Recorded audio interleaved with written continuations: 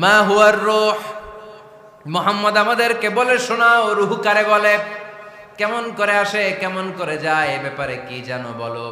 2 number প্রশ্ন, মানহুম আসহাবুল কাহাফ, আসহাবে কাহাফ সম্পর্কে কি জানো।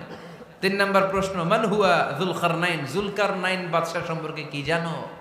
আল্লাহর হাবিব সাল্লাল্লাহু আলাইহি ওয়াসাল্লাম বললেন গাদান উজিবুকুম, আগামীকাল বলে দেব। কি বললেন? সবাই বলেন উত্তরে কি বললেন? আগামীকাল বলে দেব। তো আগামীকাল সবাই এসে হাজির। বলো, 3টা প্রশ্ন রেখেছিলাম গতকাল, উত্তর বলো।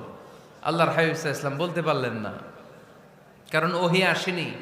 তিনি ছিলেন ওহী নির্ভর, ডিপেন্ডেন্ট অন ওয়াহি, dependent on revelation, guided by the ওয়াহি। তিনি এর পরের দিনে বললেন গাদান উজিবুকুম, আগামীকাল বলবো। এর পরের দিনে এরা এসে হাজির, উত্তর নাই।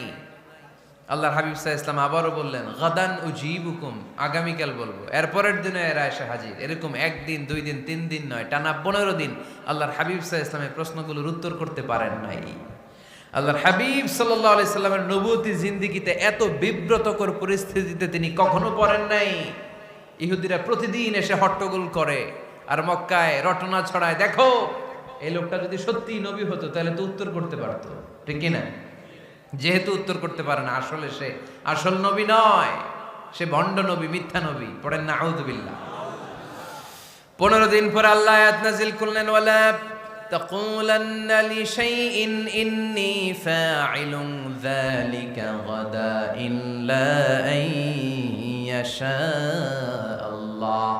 ও নবী, ভবিষ্যতের ব্যাপারে সামনে থেকে যখন আপনি ওয়াদা দিবেন, ওয়াদা দেওয়ার সময় ইনশাআল্লাহ শব্দটা মিলিয়ে দিবেন। সুবহানাল্লাহ পড়েন।